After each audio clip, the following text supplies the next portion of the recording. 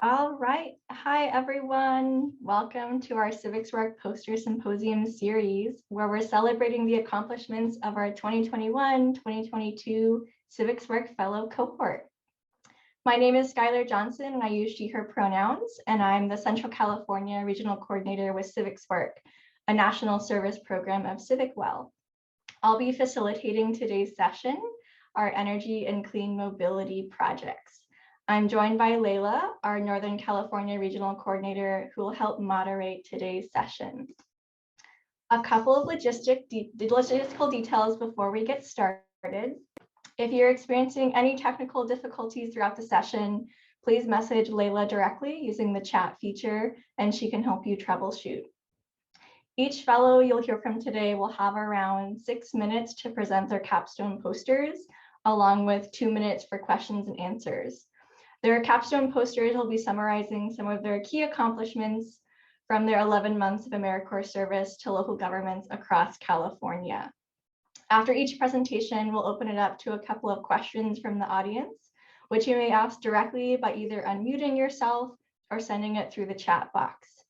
I'd also like to encourage everyone to set your Zoom settings to the speaker view, so while the fellows are presenting, you're able to see them.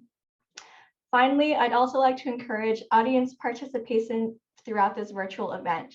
So please share your encouragement and congratulations in the chat box as each fellow is presenting. I'd also like to encourage you all to use your webcams if that is available to you. So without further ado, we're going to get into the main show and start hearing from our wonderful and amazing fellows.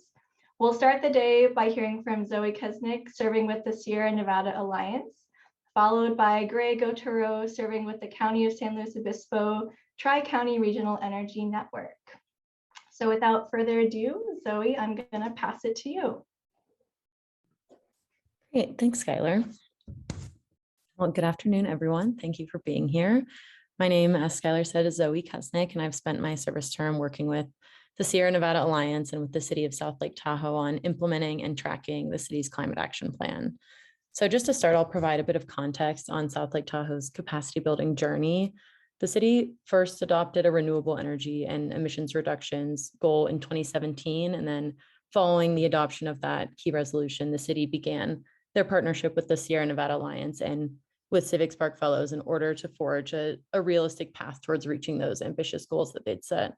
So the amazing CivicSpark Fellows that came before me, for the 4 years before me, conducted a baseline greenhouse gas inventory, and then using that data and the reductions goals that were set in 2017, created a comprehensive climate action plan through an extensive community engagement process. So this climate action plan presents a suite of 14 strategies across 5 different emission sectors to reduce greenhouse gas emissions. And the CAAP was adopted unanimously in 2020. And then in my service term, I've had the pleasure of spearheading implementation on a number of key strategies. So I won't cover everything that I worked on over my service term here, but the majority of the projects that I've worked on over the past year have been in building energy, in transportation, and in energy sources sectors, as those are the city's 3 biggest emission sources, both in 2015 and 2018. So I worked closely with city staff on developing a REACH code for our city, which will be, once it's adopted, the first REACH code adopted in the Sierra region, which is very exciting. So I helped spearhead initial stakeholder outreach and regional collaboration, and also assisted in writing an RFP and selecting a REACH code consultant who are now actively working with to really develop that ordinance and engage our wider community outside of the stakeholders we've already built relationships with.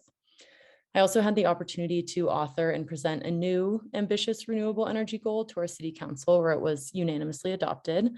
And I also developed and presented an electric vehicle charger siting plan, which again was unanimously adopted by council, which was very exciting. I would say the most challenging project that I undertook in my service term was conducting a community-wide and a municipal operations greenhouse gas inventory update.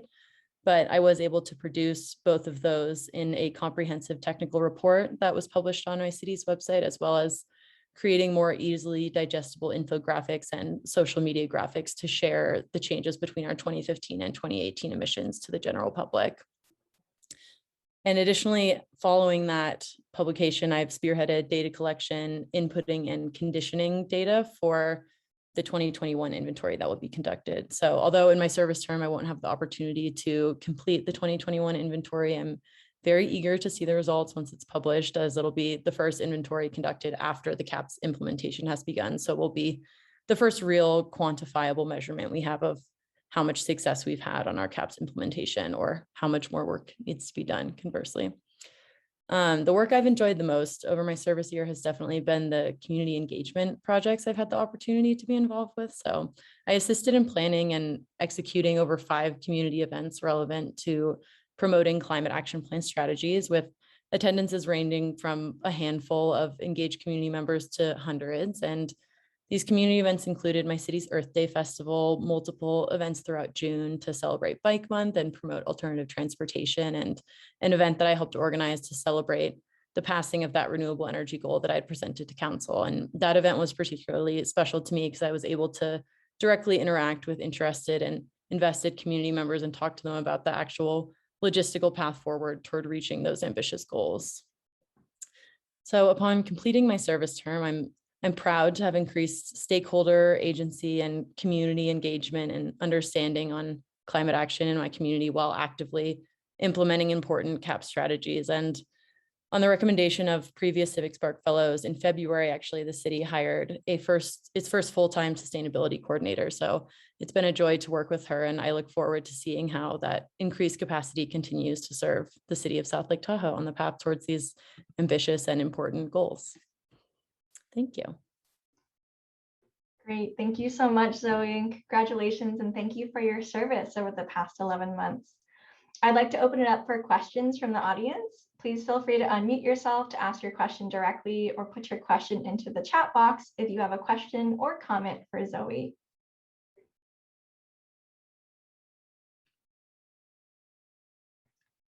While folks are thinking of questions, I'd love to ask Zoe, can you speak to what, if any, collaboration looks like between cities in the Sierra Nevada region on climate action plan implementation? Yeah, definitely. So specifically in the city of South Lake Tahoe, we've been working over the past year to create a collaborative relationship with the town of Truckee, who also has 2 amazing CivicSpark fellows. I don't know if they're on this call, but starting my service term, I reached out to the 2 of them and sort of talked to them about the projects they were working on in the region and how we could possibly collaborate in the future. And then I also have worked closely with their sustainability program analyst, who is a former CivicSpark fellow as well. And the Reach Code opportunity has been an amazing opportunity to work closely with them. And we set, a standing meeting every month to check in on, since they're pursuing the same process, on how far they are and what successes and failures they've had sort of in community engagement, to figure out what to anticipate in our journey, which has been extremely helpful. So hopefully we'll keep that relationship going over the next few years.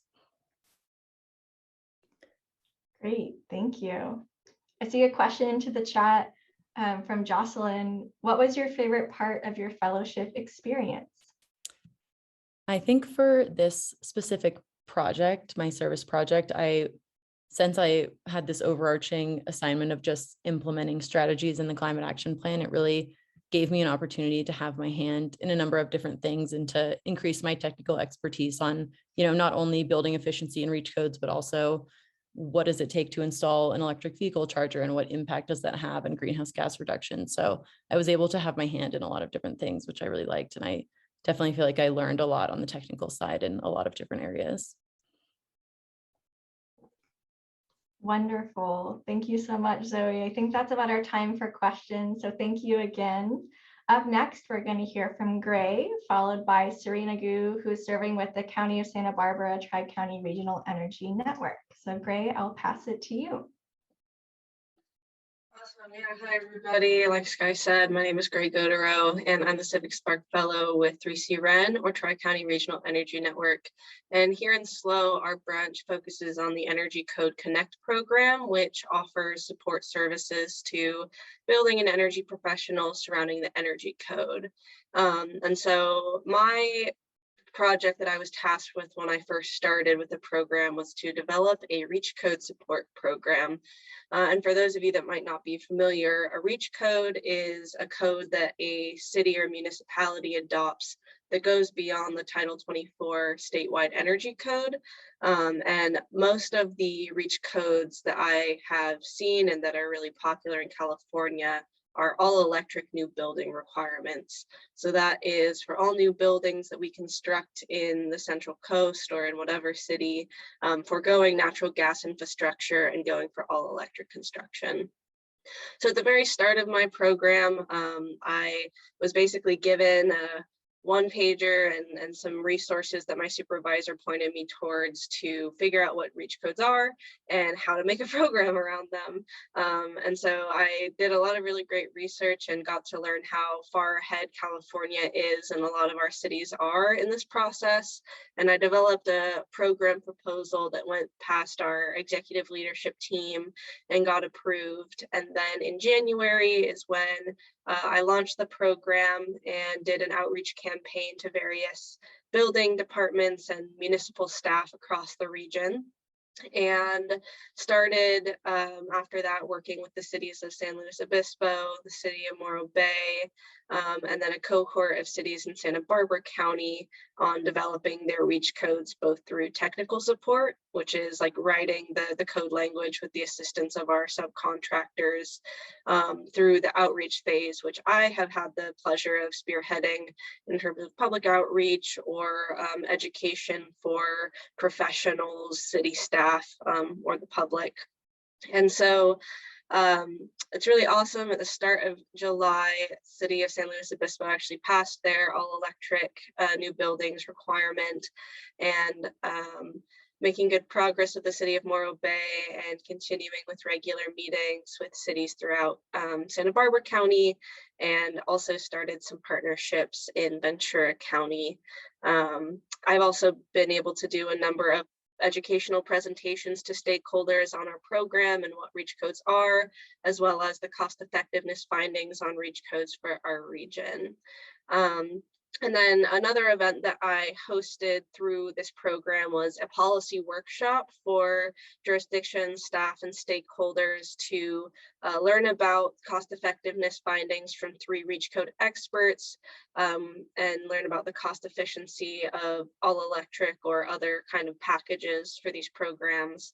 I recruited some representatives from SoCal Edison and PGE. I had reps from all of the regional jurisdictions that had passed REACH codes, and we ended up having 32 attendees at the event.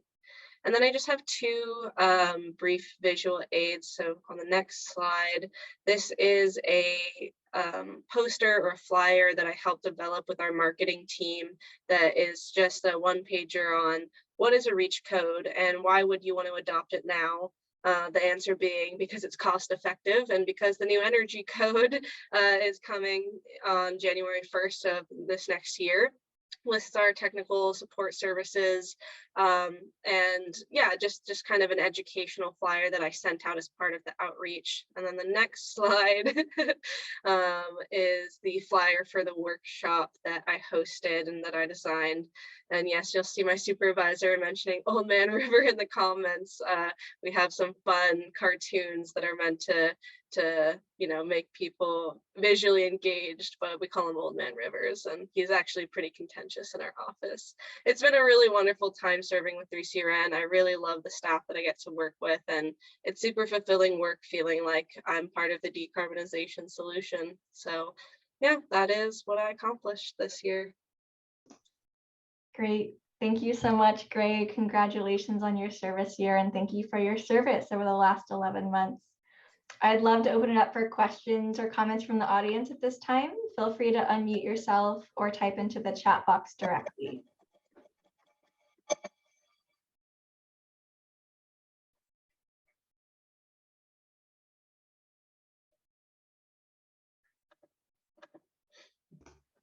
I'll kick us off with a question here, Gray. You mentioned that this work is really rewarding. Can you maybe speak to or think of one of your most rewarding aspects of working on this, working with 3CRN or the CivicSpark Fellowship as a whole?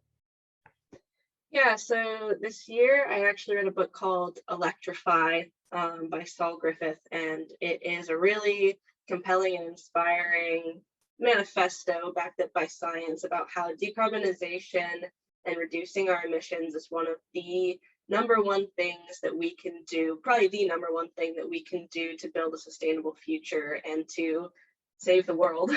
And so by being so involved in building decarbonization and looking at how ingrained our fossil fuel infrastructure is, and having an opportunity to one, kind of stop the flow with reach codes, and then also start to ideate with all these jurisdictions, like what's the next step? How do we deal with our existing building stock?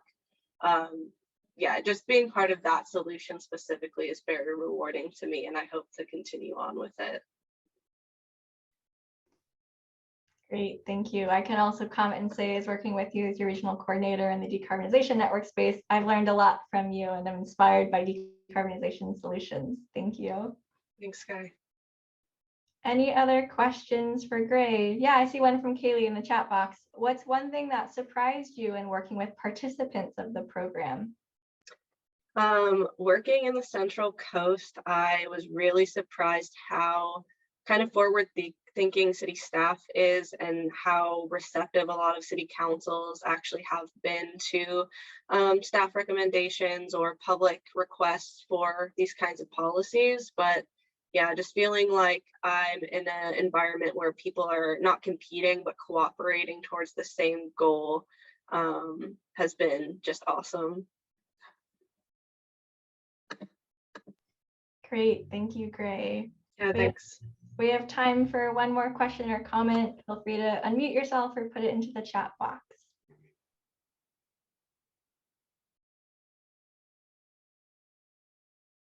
Awesome. Well, it's been a pleasure serving with all of you. Looking forward to our next presenters. Great. Well, thank you so much, Gray, and congratulations again.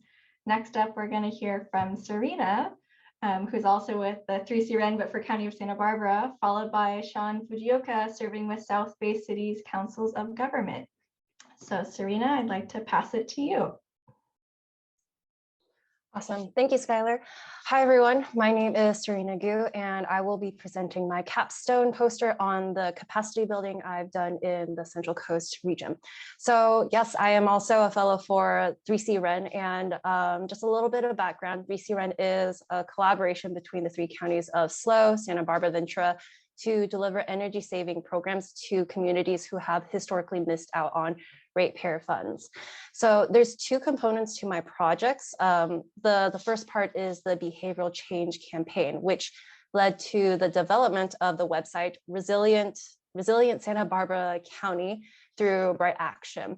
And this part was heavily research-based, and this website would be used to gamify small but measurable actions that people and communities can take to help support climate efforts and build community resilience. On this platform, there are also local resources and programs available for each of the broader action categories, ranging from water conservation to waste to energy. And this would also be used to help promote commercial programs, especially in electrification. And I'm excited to say that this platform will officially launch in October of this year. The second part of my project is in community outreach for general home energy education. So I've been developing presentation events specifically in our DIY toolkits. So these DIY toolkits are an energy efficient tool that comes with supplies and information for residents so that they can learn where their home energy is going and the steps that they can take to help save energy and water on their utility bills.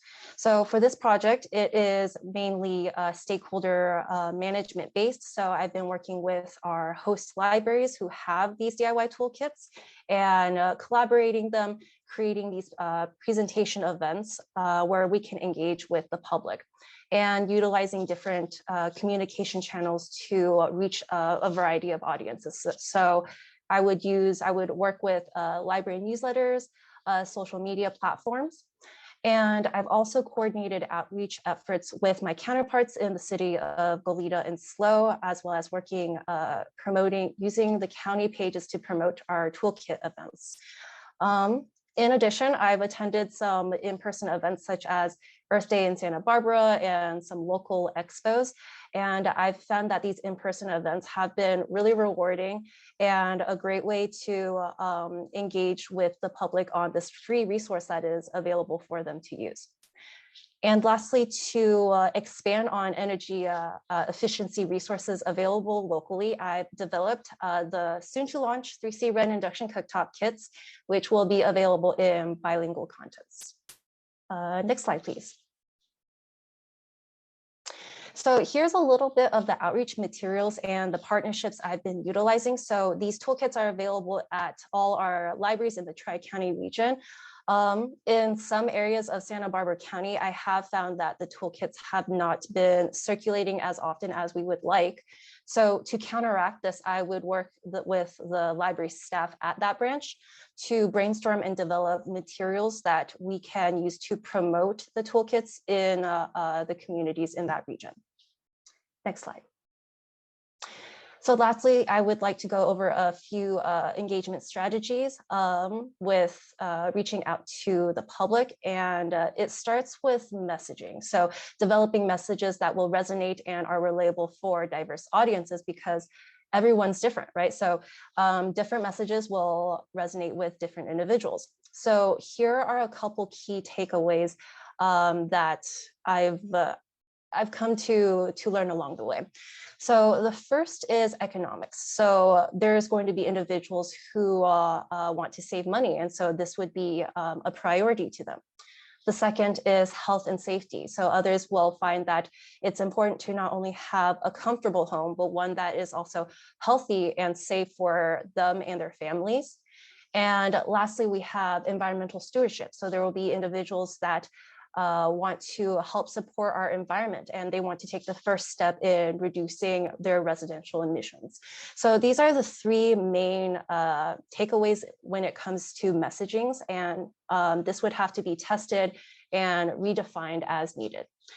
So in summary, community outreach is a long-term process and one that creates a lasting relationship with our communities. So it's important to engage in program promotion while fostering that genuine engagement with the communities that we are trying to serve. And that is my capstone. Thanks for tuning in. Congratulations, Serena. Thank you so much for your service over the past 11 months. I'd love to open it up for questions or comments from the audience. Again, feel free to unmute yourself to ask your question directly or type your questions into the chat box.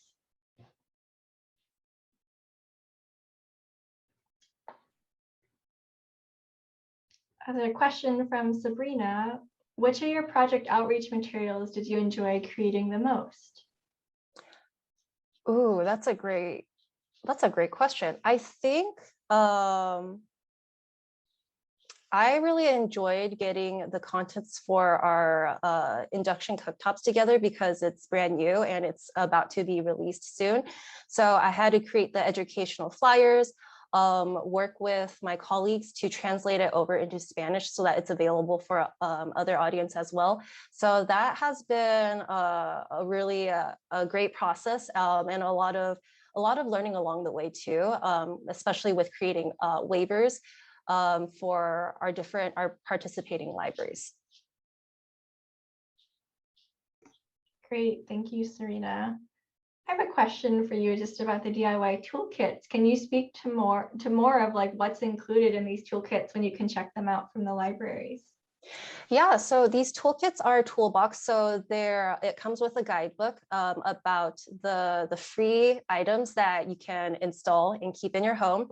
And then there's additional items that you would have to use to like measure certain areas of your home, check insulation, and whatnot, and you would return that back to the library.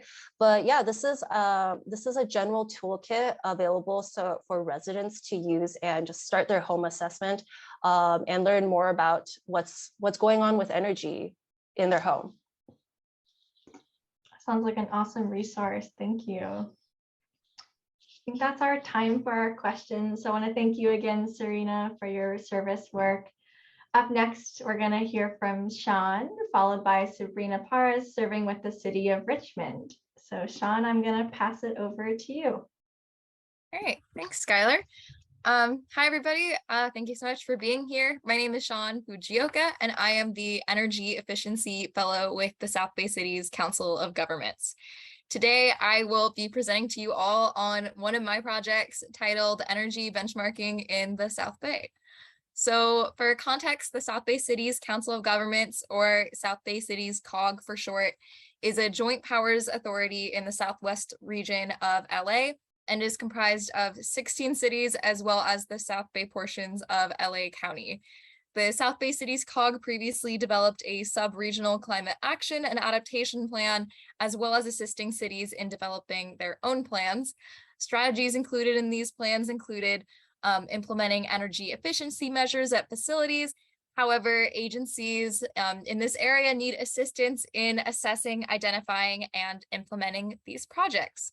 So the reason why the South Bay City's COG brought on a CivicSpark Fellow in energy efficiency, myself, was to help cities in the South Bay access resources provided by the EPA, such as Energy Star Portfolio Manager, which is a free virtual tool used to keep track of properties' energy use over time. For context in this specifically, the COG has kept track of city-owned properties' energy use on this tool since 2018. Also, another thing was that I helped cities access SoCalRen, which is an organization that provides no-cost services to enrolled agencies in identifying and implementing energy efficiency projects. I was also tasked with assisting cities in compliance requirements for the California Energy Benchmarking Program, otherwise known as AB 802, which requires that owners of buildings greater than 50,000 square feet submit annual energy benchmarking reports by June 1st. This involved gathering data, generating reports on Energy Star Portfolio Manager and getting city approval on those, and then sending these reports to the California Energy Commission. So outcomes of this particular project included 9 city AB 802 reports sent to the California Energy Commission, meaning these 9 cities are in compliance for 2022. I held 8 city trainings on how to use the Energy Star Portfolio Manager tool, and then I submitted 8 city data requests or scissor forms to the utilities. It'll be probably 9 city data requests either today or tomorrow.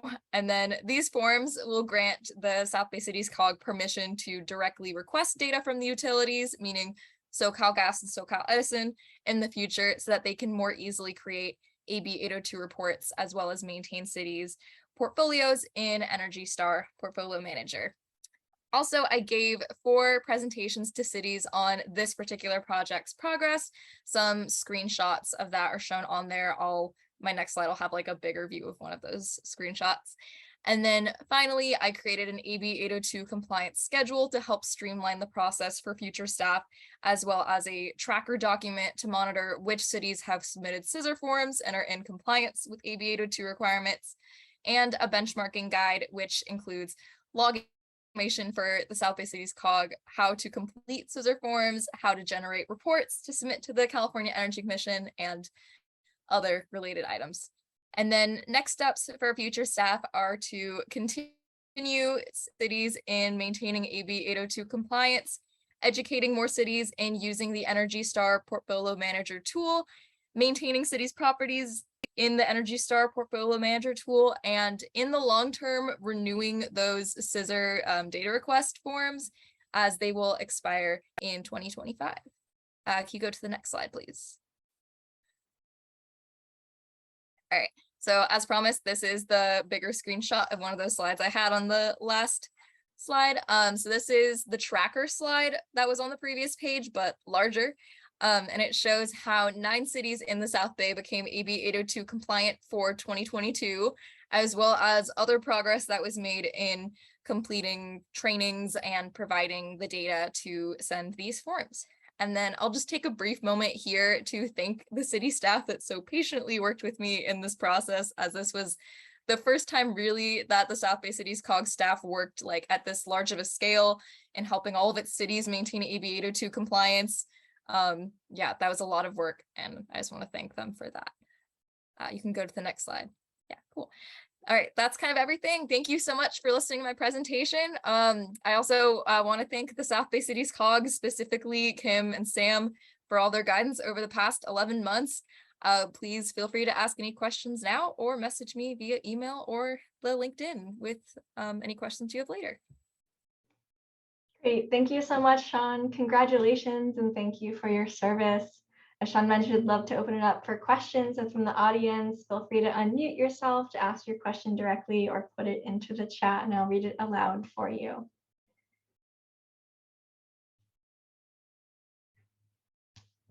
Getting a lot of love in the chat there, Shawn. I can kick us off with a question. Can you speak to any challenges or things that maybe surprised you as you're working with all of these cities on getting into compliance and kind of following policy? Oh gosh, I mean, in terms of challenges, there's definitely just like the communication lag challenge of just like, you know, making sure you're getting in contact with the right people, and then like if emails fall through the cracks, then like sending those like follow-ups and phone calls and all of that. But in terms of like a surprise, I think definitely not knowing that maybe there was like missing energy use data at the beginning that was like needed to complete those reports, and then like generating them and getting like an error and then having to go back and generate another one. So like that was probably like a surprise that happened. But it just takes persistence in like communicating with city staff, and then also just in getting the correct report in the end. Great, thank you, Shawn.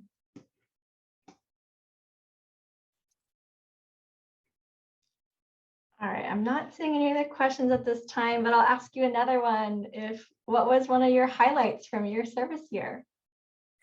Oh gosh, I mean, specifically for this one, definitely when we got all 9 of those cities that we were working with in compliance, it seemed like a really big, like daunting milestone at the beginning, like back in whatever it was, like March or something. So when it was finally like the end of May and they were all done, it was like, oh my gosh, we did it.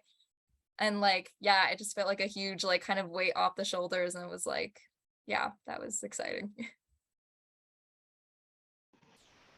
Well, congratulations, Shawn. I think that's a great point to wrap up on. I want to thank you again for your service the past year. Next up, we're going to hear from Sabrina, followed by Nico Predock, serving with the city of Santa Monica. So Sabrina, I will pass it to you. Thank you, Skylar. Good afternoon, everyone. Sabrina, Bay Area Fellow serving at the City of Richmond, and my capstone focus is leading energy with equity in the City of Richmond as it relates to the 2 planning projects into implementation projects around energy efficiency and renewable energy. And so Richmond has made bold steps recently to enhance its energy programs and policies centered around historically underrepresented communities. And so my role as a fellow is to develop like draft breakthrough programs that will advance both state and local goals for energy and carbon savings while equitably serving residents in the greatest need, which was all directed by the city's climate action plan. And so I'll start off by highlighting the equity components within each of these projects and briefly go over how each project was specifically designed to meet specific and different community needs. So the first program ready for adoption is the Energize Richmond 2.0 for multifamily and renters, which addresses the low home ownership rate and high energy burden in Richmond. And so multifamily rental properties are actually a large piece of the overall housing stock in the city, and it's disproportionately low income. And so this incentive-based program is designed to include renter safeguards for displacement avoidance from property owners, which has historically discouraged Richmond renters from participating in energy efficiency measures in the first place. And then the next one is titled Energize Richmond 2.0 for hard to reach small businesses in DACs. And here we are borrowing the same idea from the multifamily strategy, but applying it to the disadvantaged businesses in Richmond. So it is very inclusive program guidelines and eligibility requirements. Qualifying businesses must be hard to reach, which we defined together with our stakeholders as smaller businesses located in disadvantaged communities per Calenviro screen census tracts. And so an innovative component of this program in particular is the usage of cloud-based data so that the business owners can view their energy and bill savings in real time for transparency. But unfortunately, our funder no longer offers cloud-based data service. And so we are currently looking for an alternate funder. And then the third project is actually one of the oldest programs in Richmond at 15 years old and was actually the main driver of the renter strategy. And this program is called the No Cost Solar Program for qualifying low-income homeowners, which provides free solar installation systems and roof repairs. However, concerns have been raised recently by Richmond residents who do not own a home. As I mentioned at the beginning, a huge chunk of the population are renters who unfortunately do not qualify under this program. So given that this program didn't really serve the majority of Richmond's underserved communities, we've decided to really take our time designing and researching for energy efficiency plans for multifamily buildings so that we can meet the needs of renters and offer a variety of programs that not only meet homeowners' needs, but also renters' needs as well. And then an exciting and new addition to this program is the deployment of free electric vehicle infrastructure charging for qualifying homes. So for the longest time, it was only free solar systems, and then they started offering roof repairs through this program. And now we're starting to branch into free EV charging. And then lastly, there's the Richmond Advanced Energy Community Phase 2 project, which is pretty distinct from the previous 3 projects I mentioned by going above and beyond than just meeting community needs and setting like a replicable example for other cities to follow.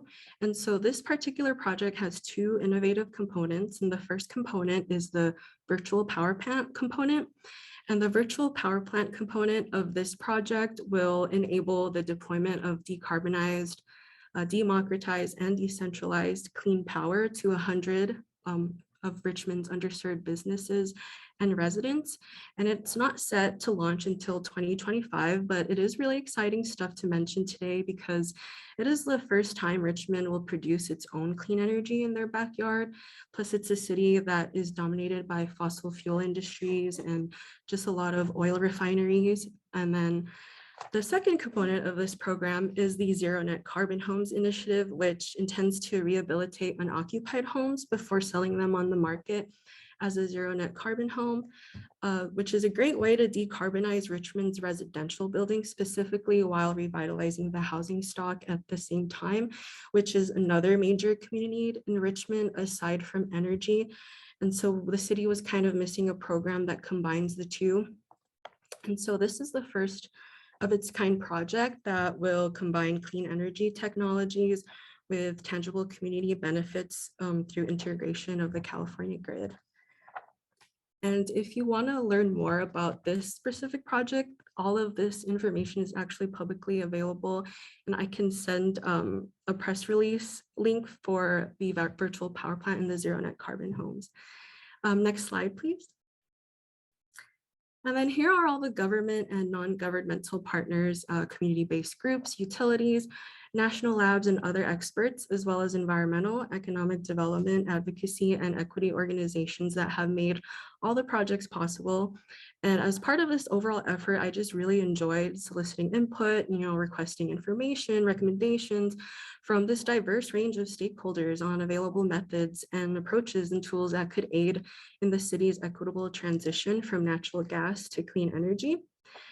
And so I wanted to put this slide up as opposed to results, program results, because I thought this would be good potential partnership ideas for other cities of similar size and community profile to Richmond that want to develop energy efficiency programs, but lack the necessary financial resources to do so. And that concludes my presentation. We'll open up for any questions you may have. Great. Thank you so much, Sabrina, for your presentation. Congratulations on 11 months of service. I would love to open it up for questions from the audience. Again, feel free to unmute or put your questions into the chat. I see a question from Johnny. Oh, yes. Yeah, I'll read it out loud. Thanks, Sabrina, for catching that. I missed it. Johnny asked, what are your biggest goals for your second year of service at this site? Oh, yeah. we'll definitely continue to implement the 2 implementation projects, but as for the 2 drafting projects, I plan on being the program administrator once City Council adopts it. But aside from these projects, I'm actually trying to create a new project for the city and just make an equitable existing buildings electrification strategy. So a whole overall strategy on how we will transition all the city's buildings, not just residential, businesses, commercial, but also the industrial side of things. And so that's what I'm really excited about next year, to help the city support with their equitable building electrification strategy plan. Great. Thank you so much, Sabrina. I think we're at time for questions, but thank you again for your year of service and congratulations. Up next, we're going to hear from Nico, followed by Johnny Menhennet, serving with the city of Albany. So Nico, I'm going to pass it over to you. Sweet. Thank you, Skylar. Yeah, so hey, everybody, I'm Nico Predock. I'm serving with the city of Santa Monica. And I had a lot of projects during my fellowship year, but today I'll be focusing on work done to equitably electrify existing buildings in the city of Santa Monica. So a lot of the limelight kind of falls on municipal gas bans or zero emissions building ordinances. But as Sabrina mentioned, one of the most important areas to focus on in the transition to a low carbon economy is the existing building sector. So what do we do with all the existing buildings that are currently attached to gas? For some background, the city of Santa Monica's Climate Action Adaptation Plan, which was adopted in 2019, calls for a 20% reduction in emissions of existing buildings by 2030. Much of this number has already been achieved through participation in the Clean Power Alliance, which is California's largest community tourist aggregator, which defaults 100% renewable electricity to residents and businesses within city limits. So aside from the CPA participation, another way to reduce emissions in existing buildings is through electrification. So for context, electrification refers to the process of replacing gas appliances or equipment with efficient all-electric alternatives. So of course, building electrification brings a great many benefits to residents, including health and safety, environmental benefits, cost savings, comfort, and new job market as well. So to address building electrification and goals outlined in the CAAP, my site supervisor and I participated in an 8-month workshop series led by the Rocky Mountain Institute that was called the California Equitable Home Electrification Program. This workshop series involved a bunch of other different municipalities and was sort of a cohort type thing. And through the series, the goal was to partner with a local CBO who would work with us to tackle electrification. And then the other deliverable was to develop a roadmap for the electrification of existing buildings in the city. So through this, we ended up partnering with Santa Monica Black Lives Association, who have been a great partner with us.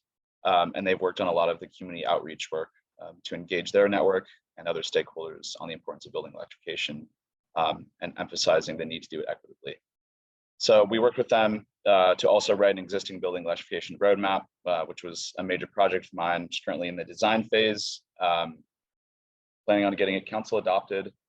And the goal of this document is to basically outline policies and set goals to accelerate building electrification in Santa Monica. The timelines are informed by in-depth research we conducted into potential policy options. We also did a building stock and electrification cost analysis.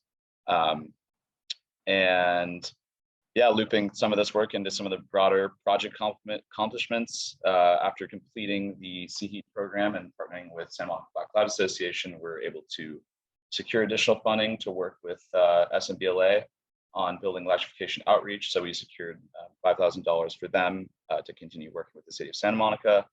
And then through the past year, I created incentive guides for local contractors and businesses to sign up for tech incentives.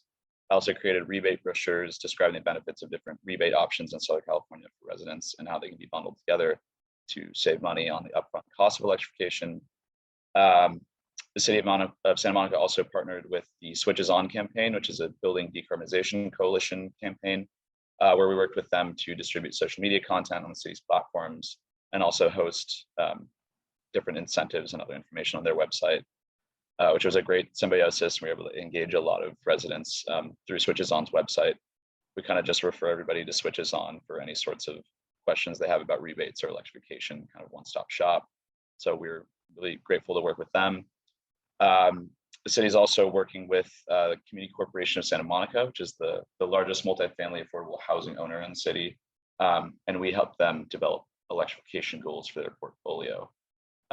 So in the roadmap, there are timelines and policy goals. So here are some of the main ones we were able to identify. So, we aim to disallow the installation of new fossil fuel appliances in the city by 2030. Aim to transition Santa Monica's affordable housing stock to all electric by 2030.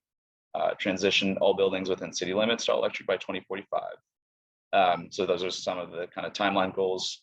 And then on the policy side of things, we're looking at policy options like building performance standards by 2024, time of replacement policies. So when a permit is pulled for a new water heater or space heater, the new appliance must be electric. And then for time of sale policies for property sales, you would have to electrify end uses. So yeah, that's kind of an overview. If you could run to the next slide.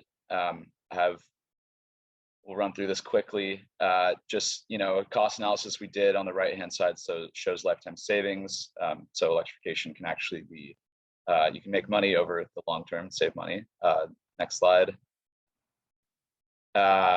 These are some greenhouse gas emissions we measured from Community Corporation of Santa Monica's affordable housing. So if we electrify all of their affordable housing, then the equivalent of the numbers shown in that figure can be removed from the city's annual emissions. Then you can skip the next one and we'll just wrap it in case anybody has any questions. It's been a pleasure. Great, thank you, Nico. Congratulations and thank you for your service with the city of Santa Monica over the past 11 months.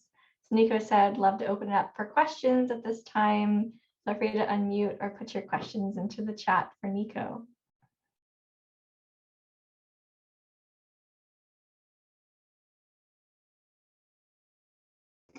I can kick us off with a question here. For someone who doesn't, like myself, that doesn't have a lot of background in decarbonization policies, it seems like I'm going to go back on the slide here. The policy timelines that you set seem fairly impressive. I'm curious if you know if there are other cities and jurisdictions in the area or across California that have similar timelines and goals. Yeah, it's a good question.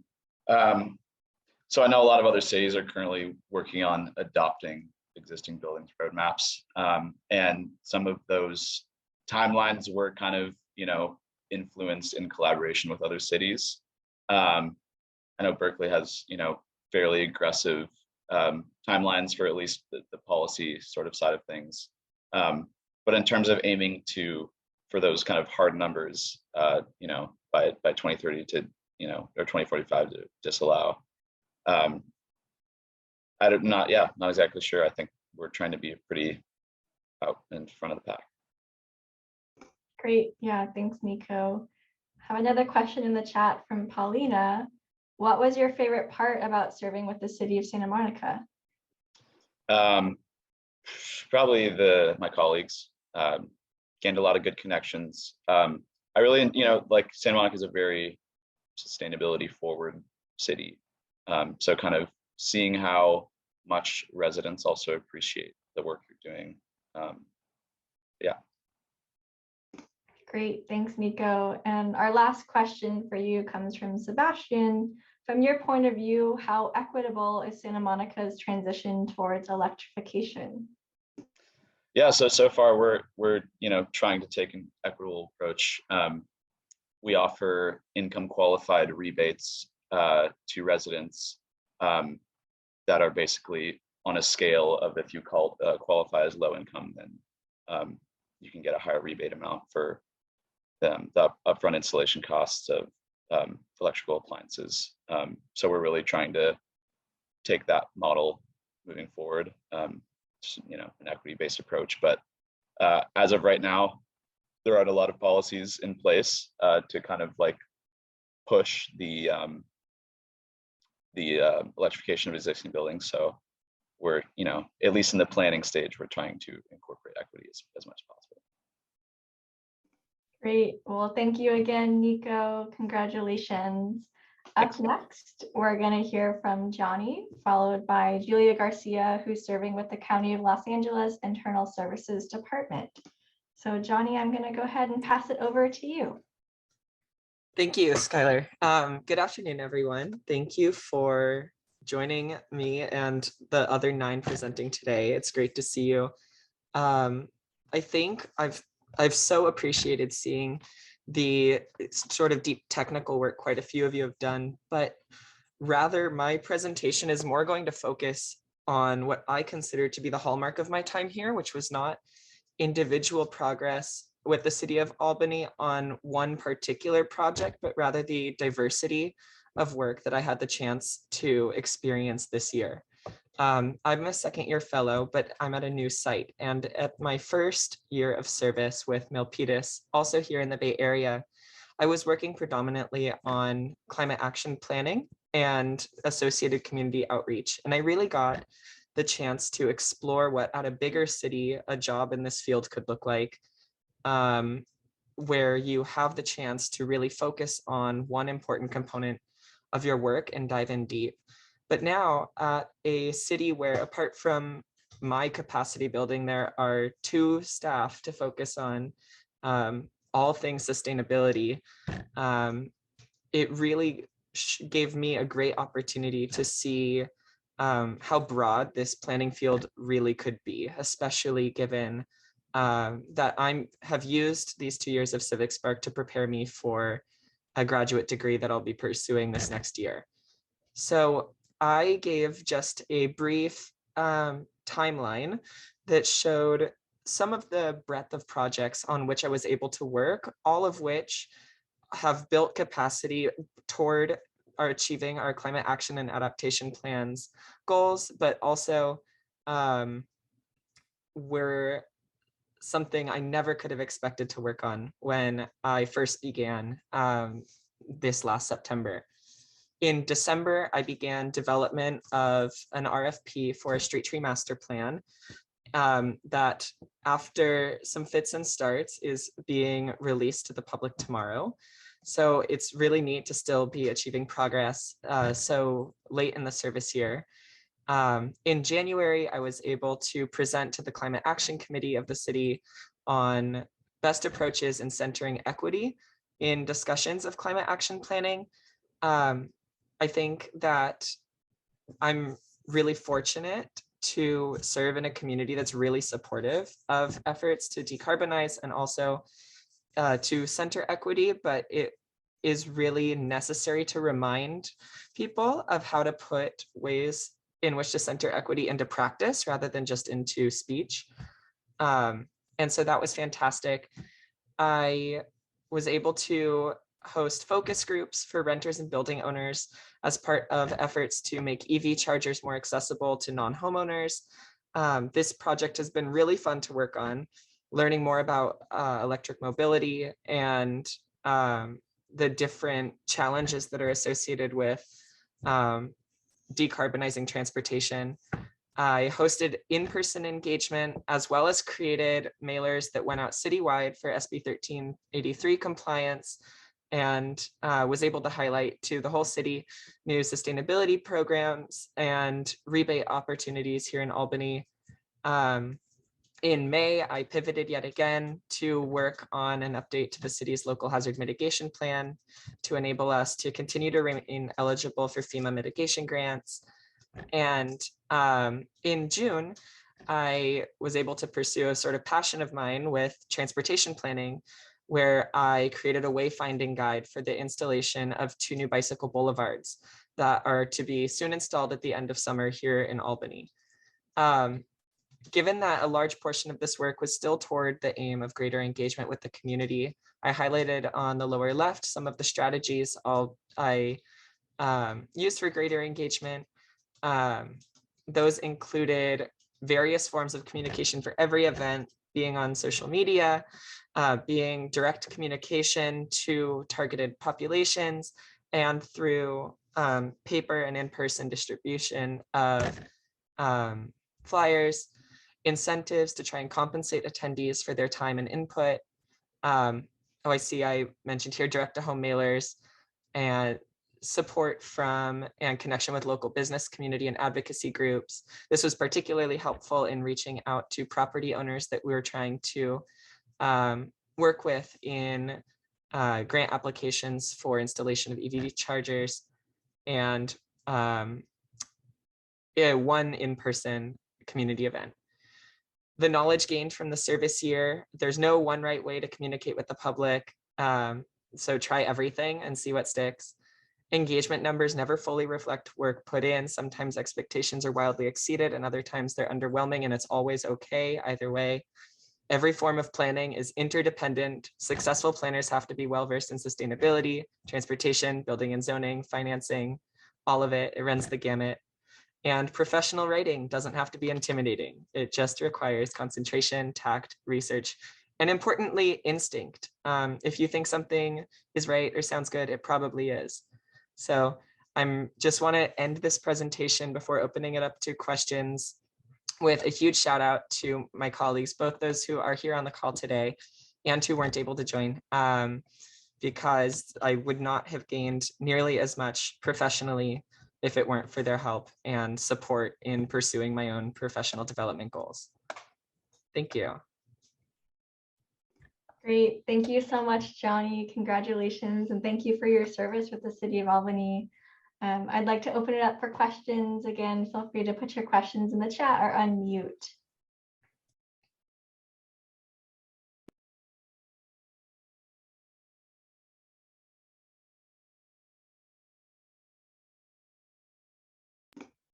I can kick us off with a question here. What was one of the most memorable moments from doing outreach?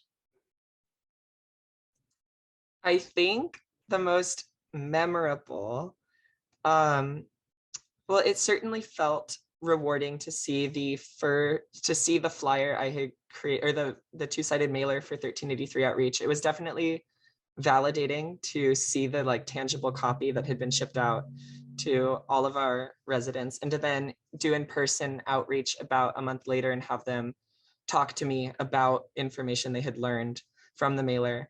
But I think even more memorable was when I was working with my colleague Michelle, who's here on the line today, on one of these focus groups for renters.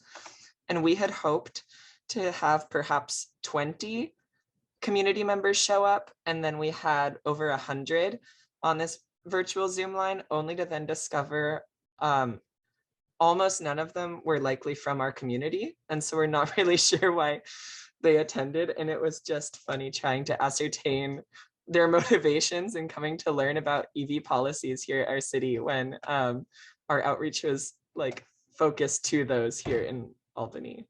So that was just one of those funny quirks of local government where, and it informed my presentation as well. Great, that's really interesting. Thanks for sharing, Johnny. And we're at time, so we're gonna move on. But thank you again, and congratulations. And a couple of comments in the chat. Good luck with grad school and your next steps. Thank you, everyone. Great. Well, up next, we're going to hear from Julia Garcia, followed by Yushi Chen, who's serving with the City of Alameda. So Julia, I'm going to pass it to you. Good afternoon, everyone. My name is Julia Garcia. I'm the CivicSpark Fellow based at County of Los Angeles Internal Service Department in the Clean Transportation team. And today I'll be presenting on the EV charging user fee. So there's really three parts to my project, and so I'll go briefly over my project, the challenges and outcomes for each portion, and impacts and next steps. So the three portions to our project were made up of our survey and then our analysis and data automation. The survey that we completed had a goal of identifying common user fee structures, additional fees, best practices, and common challenges of local governments and other government-owned EV networks, and those who own and operate essentially and maintain the networks without the goal of making a profit. And the survey was conducted to inform the county's own analysis, the second part of my project, and provide support to other governments so that we can see, what's out there, what information is out there.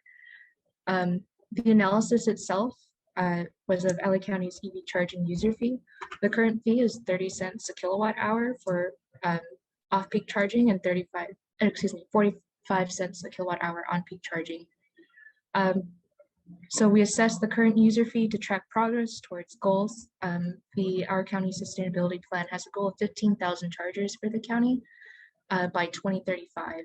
And so we wanted to see where we measured in that, especially with impacts from COVID slowing a lot of our plans down. And the third and final portion, which also did feed into our analysis partly, was data automation. And so our network provider PowerFlex would send us data every month, and we would clean the data, which we used for our analysis. But we wanted a way of automating this so that we didn't have to go through step by step each time. And so we kind of had these overarching challenges for all three portions of this project. I'd just like to say that the whole industry is experiencing growing pains. You know, there's not a lot of information out there, not a lot of formal research or on how to set user fees or maintain EV networks, and there's a large gap in the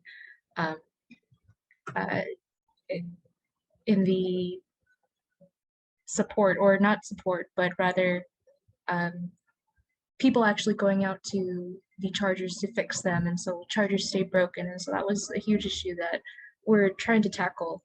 There's no current formal research relevant to the US. A lot of it was pre-pandemic, or it was published before new California regulations, and so it became outdated fairly quickly. And the third, which was kind of a challenge that was aimed mostly at the survey, was a lack of public information from cities about their own user fees and network details. So we went to each city website in County of Los Angeles, searching to see whether or not there was a network supported by that city, and locations and pricing and so on and so far. But even with all those challenges, we did have some successes.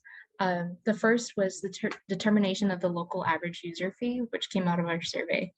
And so we determined the level 2 off-peak average to be 27 cents a kilowatt hour, and the peak average to be 29 cents a kilowatt hour. And that's for level 2 charging. For DC fast charging, off-peak charging is at 28 cents a kilowatt hour, and then, 39 cents a kilowatt hour for on-peak charging. And we took these, we ID'd all these structures and additional fees and what we could charge and what was accepted or what was the most common structure to feed into our analysis. And our analysis resulted in the suggestion of a third tier time of use rate and new rates. And so we have super off-peak charging, and on-peak charging. And so with the addition of a super off-peak charging, we were able to lower our rates to 25 cents a kilowatt hour. And we identified that 70% of charging does happen during that super off-peak time period. So I think that's a real step towards a more equitable price.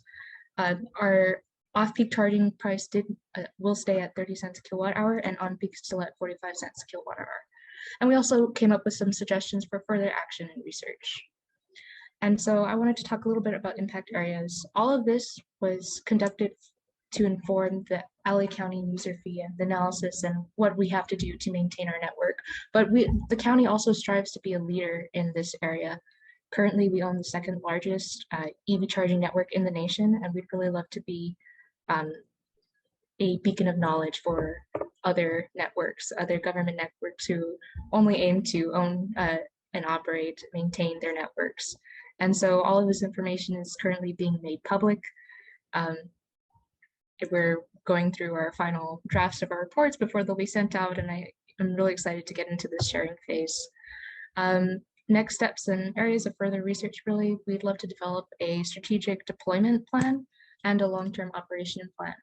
And so that's really what we'll be doing as far as next step. I know I only have a few seconds left, so I just wanted to take a quick second to thank my team. They've been so supportive of everything that I've learned, and there's a large knowledge gap for myself when I first came onto the team, and they were so supportive in providing me with resource and being resources themselves. And so I just wanted to say thank you for that. I'd love to take any questions. Great. Congratulations, Julia, and thank you for your service and all the hard work you've done. Want to open it up for questions from the audience at this time. Feel free to unmute or put your questions into the chat. I do see a question in the chat from Sebastian about examples of community outreach that helped provide resilience. So we did have our first event. I actually posted the flyer in the previous slide where it shows on the top right.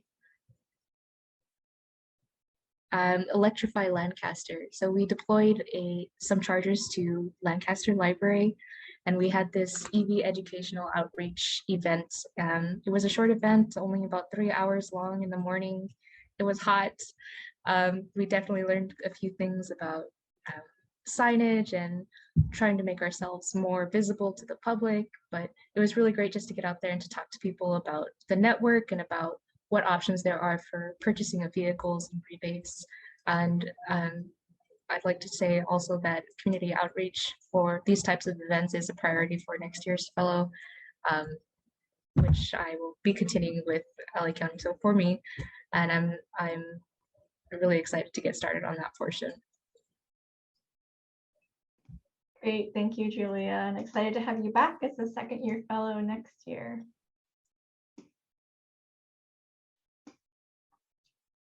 All right, well, I'm not seeing any other questions. I think I'm going to go ahead and move us along. Thank you again, Julia. And up next, we're going to hear from Yushi Chen, followed by Julia Steffes, who's serving with the County of Monterey. So Yushi, I'm going to pass it over to you. Thank you, Skylar. Hi, everyone. My name is Yushi. I'm a fellow serving with the City of Alameda, supporting the implementation of our Climate Action and Resiliency Plan that was adopted in 2019. Today, I'll be talking about my project to support the development of our Equitable Building Decarbonization Plan, which lays out the process to shift natural gas use in existing buildings towards clean, energy efficient, and all-electric buildings. To give a little bit of context and lay the groundwork, the city's municipal utility, Alameda Municipal Power, began providing 100% clean energy to all of Alameda's residents beginning in 2020. This is a foundational step that really justifies electrifying all the sectors in transportation and building to reduce our emissions. Alameda Municipal Power also provides favorable electricity rates that makes it easier for residents and more ideal for them to electrify. In 2021, Alameda already took initial steps towards electrification by requiring all new development to be all electric with a few exceptions, which is, as we have heard, a very common breach code. However, the city has a long history and many of our buildings existed pre-1978, which means they're really old and they do make up a majority of our building stock. Hence, our next step is to tackle the existing buildings. This plan has a framework that is really run through by 4 elements and 3 phases. Each of the elements listed here, education and outreach, funding and financing, policies and programs, Alameda Municipal Power are all critical components of the plan, and they come together to create the long-term strategy. These elements were first introduced in the Electrifying Existing Residential Buildings report in Alameda, completed by first-year public policy students, and these elements have been further researched and refined to apply to the local Alameda context today. And in each of these phases, before we reach the year 2030, we have recommended actions or projects for these elements. But a big monumental part of my project has been spearheading the education and outreach for this, to develop this plan. We utilize multiple forms of community engagement to incorporate community knowledge and feedback. Early on, we developed a 1-pager information sheet talking about electrification, its benefits, and available rebates. We were able to translate this 1-pager into common local languages, including Spanish and Chinese. That made it a lot easier to engage with multiple groups as we were in the outreach phase. We also developed an information site that breaks down the electrification process for each appliance. As many of us that work with this know, it's a kind of a process to navigate through for each homeowner. In addition, we held a workshop series that included 7 workshops overall that goes over the education aspects of what electrification is, policy brainstorming, and draft review. Those workshops were held in hybrid, in-person, and online forms. We also had distributed a survey to understand what our community perceived as barriers and opportunities in electrification. We also were able to bring our information sheet to the local Alameda's farmers market and to the Oakland Old Town Farmers Market to engage residents with the topic and also get the word out on our surveys and upcoming workshops. In addition to engaging the broader public, we engaged with various stakeholders independently, including the Alameda Housing Authority, the local Realtor Association, the Alameda Chamber of Commerce. Two stakeholder engagements that I initiated and is still building our relationship with is the Alameda Renters Coalition and the Oakland Chinatown Chamber of Commerce. As part of our equity principle that electrification efforts support affordable housing and benefit our vulnerable communities. Getting involved with the Renters Coalition and having their buy-in is very important to this work and has been really informative of how electrification would be experienced by renters and what their main concerns are. Another important aspect is to engage our non-English speaking population in Alameda. While our cities have jurisdictional boundaries, the way of life for our residents do not. So most of the Chinese speaking population in the city of Alameda do connect very deeply with the Oakland Chinatown that is physically right across the tubes. So we started building a relationship with the Oakland Chinatown Chamber of Commerce, which also led us to connect with the city of Oakland as we were both developing our decarbonization plans. And being able to brainstorm with the city of Oakland, as well as a few other cities that later joined us, was really informative to our plan development. The plan is now in its public review period until August 5th, and following that, we will incorporate comments and bring the draft plan to Planning Board and Public Utilities Board in September. It's been a pleasure to be part of this project, and I'm grateful for being able to be part of this comprehensive and holistic approach that we undertook, and it really gave me clarity towards the type of work that I want to continue doing. So, thank you. Great, thank you so much, Yushi. Congratulations, and thank you for your 11 months of service. Again, want to open it up for questions for Yushi at this time. Feel free to unmute or put your questions and comments into the chat.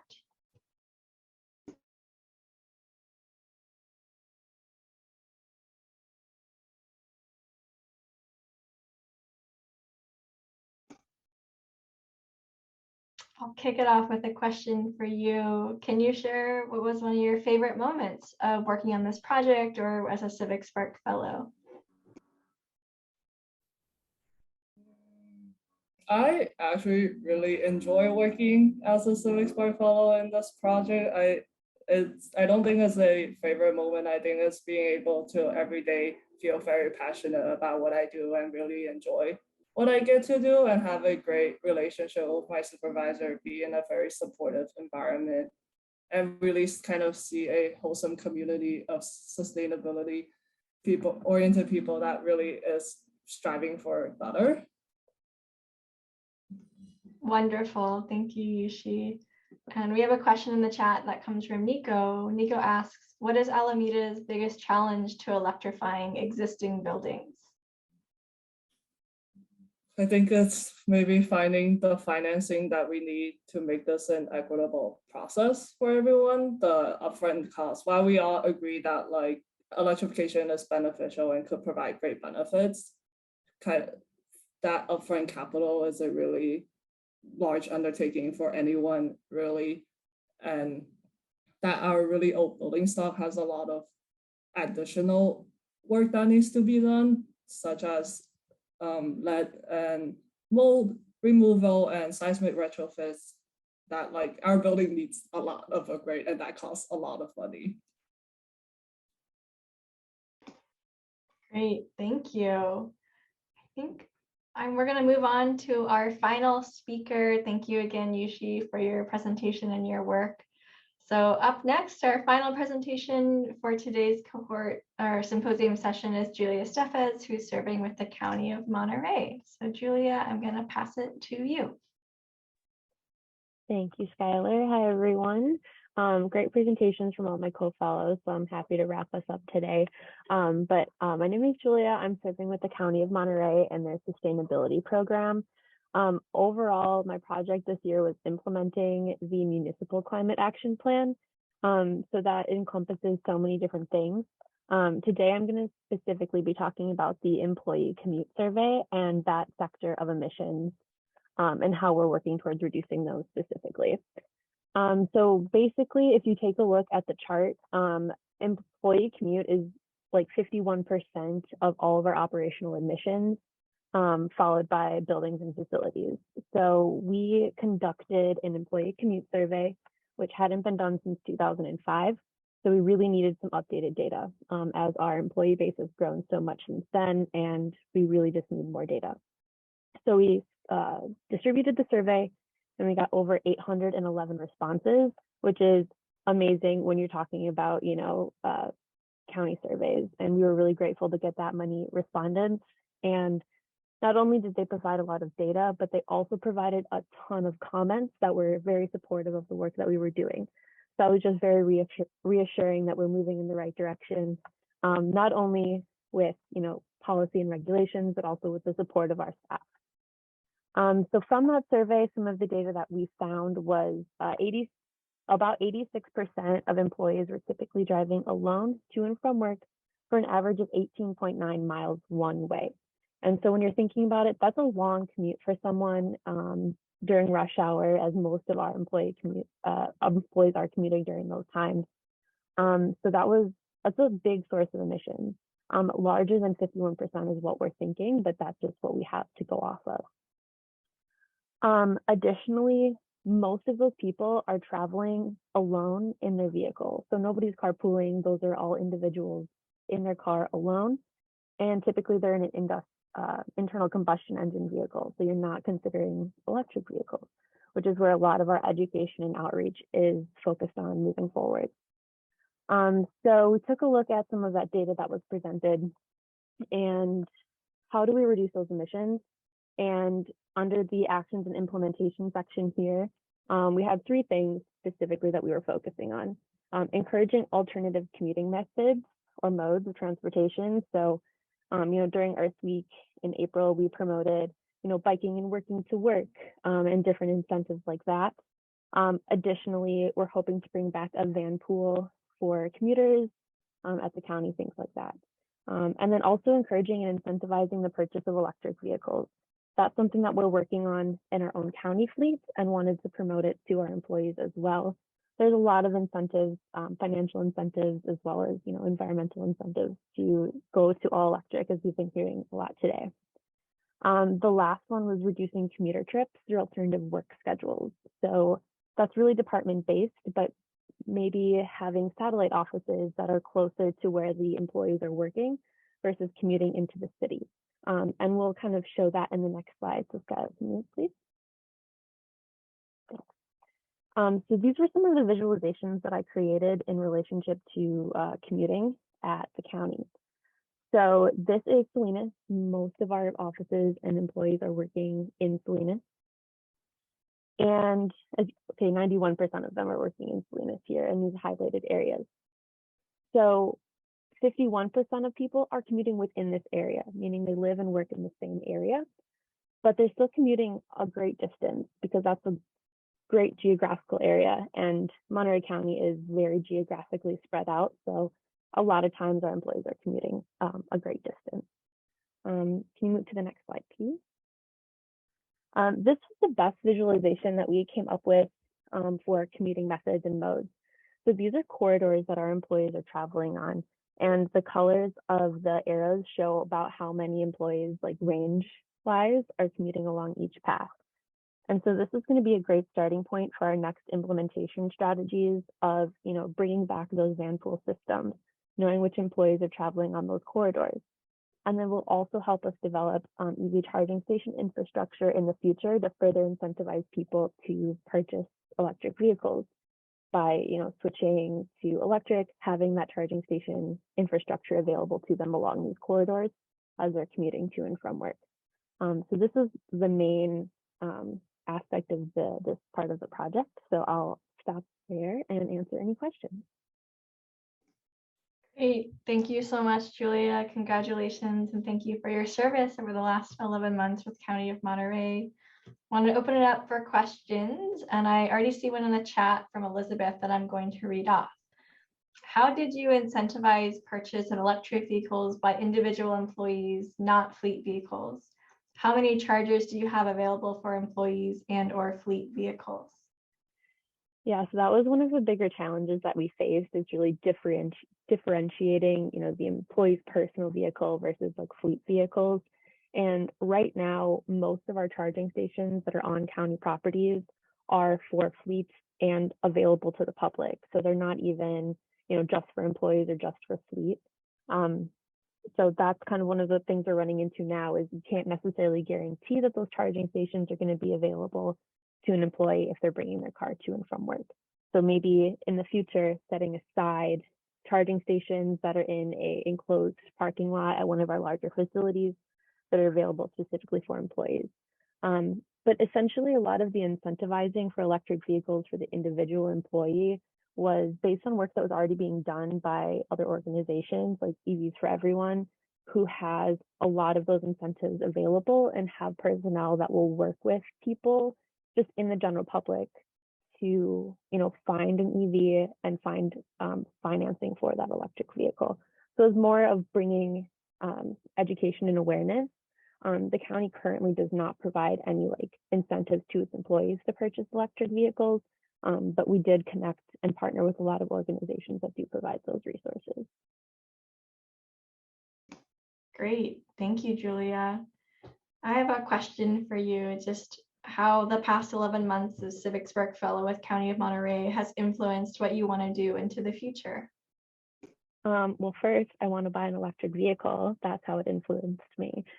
But no, this was my first really deep dive into decarbonization and that world of, emissions and how much electrification in transportation specifically can impact, people's lives and the environment. And so I definitely want to do something, I think, with energy and, outreach in the future. Great, thank you, Julia. I'll pause for any more questions that are coming in before we wrap up.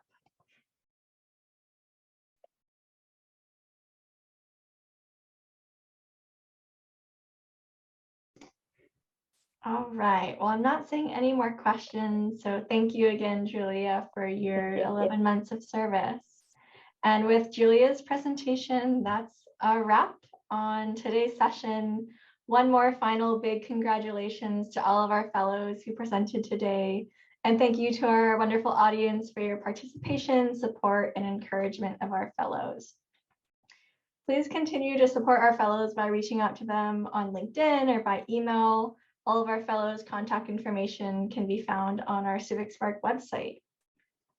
If you would like to attend additional poster sessions, please visit our website for the full schedule of activities for all of our remaining posters and registration links, as well as our graduation celebration that's occurring for our fellows on August 11th. Our next poster session for our climate action planning group will take place tomorrow at 1 o'clock. And recordings of all of our sessions will be available on our website and will be sent in a follow-up email to all of our attendees either later this week or early next week. Thank you all again for attending today's symposium, and hope you have a wonderful rest of your day and rest of your week. Thank you all.